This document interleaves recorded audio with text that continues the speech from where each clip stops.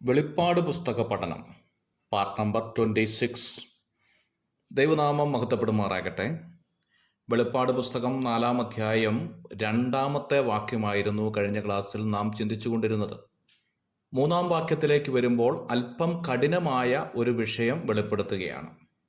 സൂര്യകാന്തവും പത്മരാഗത്തോടും എന്ന പ്രയോഗമാണ് അത്.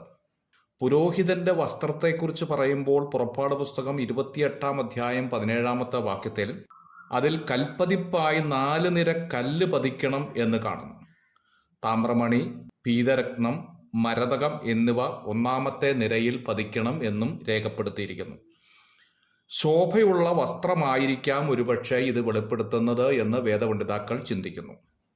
സൂര്യകാന്തം ബെന്യാമീനെയും പത്മരാഗം രൂപേനെയും കാണിക്കുന്നു എന്നതാണ്.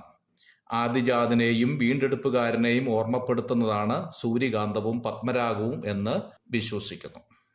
പുറപ്പാട് പുസ്തകം 11-12 അധ്യായങ്ങൾ ഇതിൻ്റെ വിവരണങ്ങൾ നൽകിയിട്ടുണ്ട്. 4-ാം അധ്യായം 3-ാമത്തെ വാക്യത്തിലേക്ക് വരുമ്പോൾ ചുറ്റുമുള്ള പച്ച വില്ലിനെ കുറിച്ച് വെളിപ്പെടുത്തുകയാണ്. ഉൽപ്പത്തി പുസ്തകം 9-ാം അധ്യായം അതിൻ്റെ 14-ാമത്തെ വാക്യത്തിൽ നാം കാണുന്നു, സകല ജഡത്തെയും ജലപ്രളയത്താൽ നശിപ്പിക്കുകയില്ല എന്നതിൻ്റെ അടയാളമായി വില്ല് കാണിക്കുന്നതായി കാണുന്നുണ്ട്.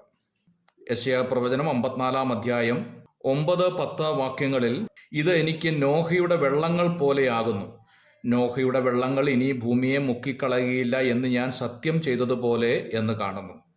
മനുഷ്യരോടുള്ള ദൈവത്തിൻ്റെ ഉടമ്പടിയും വാഗ്ദത്തവും മാറിപ്പോകുന്നതല്ല എന്ന് കാണിക്കുന്നതാണ് ചുറ്റുമുള്ള പച്ചവില്ല്.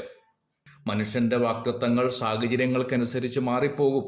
എന്നാൽ മാറിപ്പോകാത്ത വാഗ്ദത്തം നൽകുന്നവനാണ് നമ്മുടെ കർത്താവ് എന്നതിൻ്റെ ഓർമ്മയാണ് ചുറ്റുമുള്ള പച്ചവില്ല് കാണിക്കുന്നത്.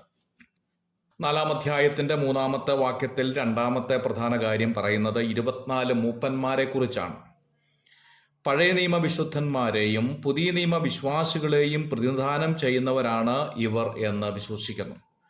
1 ദിനവൃത്താന്തം 24-ാം അധ്യായത്തിൽ ദാവീദ് ലേവ്യരിൽ നിന്ന് 24 പേരെ തിരഞ്ഞെടുക്കുന്നതായി കാണുന്നുണ്ട്. അവരെ ഓരോ കൂറുകളായി തിരിക്കുന്നു. അതിലൊന്നാണ് അബിയാക്കൂർ എന്ന് പറയുന്നത്. ലൂക്കോസിന്റെ സുവിശേഷം 1-ാം അധ്യായത്തിൽ ഈ കാര്യം വിവരിക്കുന്നുണ്ട്. ഇതുപോലെ പഴയ നിയമകാലത്തെ 12 പേർ 12 ഗോത്രങ്ങളായും പുതിയ നിയമത്തിലെ 12 പേർ അപ്പസ്തോലന്മാരും ആകാം. 24 മൂപ്പന്മാർ എന്നതുകൊണ്ട് ഉദ്ദേശിക്കുന്നത്. 4-ാം അധ്യായത്തിന്റെ 3-ാമത്തെ വാക്യത്തിൽ 3-ാമത്തെ കാര്യം ഓർമ്മപ്പെടുത്തുകയാണ്, കണ്ണാടിക്കടൽ എന്നുള്ളതാണ്.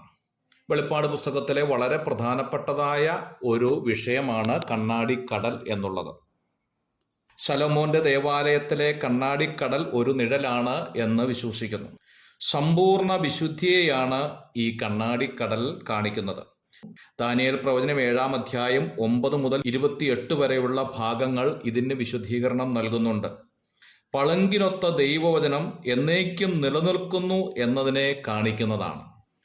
ഞാനും നിങ്ങളും ഇന്ന് ഉപയോഗിക്കുന്ന ദൈവത്തിൻ്റെ വചനം ആകാശവും ഭൂമിയും മാറിപ്പോയാലും മാറിപ്പോകാതെ എന്നേക്കും സ്വർഗത്തിൽ നിലനിൽക്കുന്നതാണ് എന്നതാണ് കണ്ണാടിക്കടൽ എന്നതുകൊണ്ട് ഉദ്ദേശിക്കുന്നത്.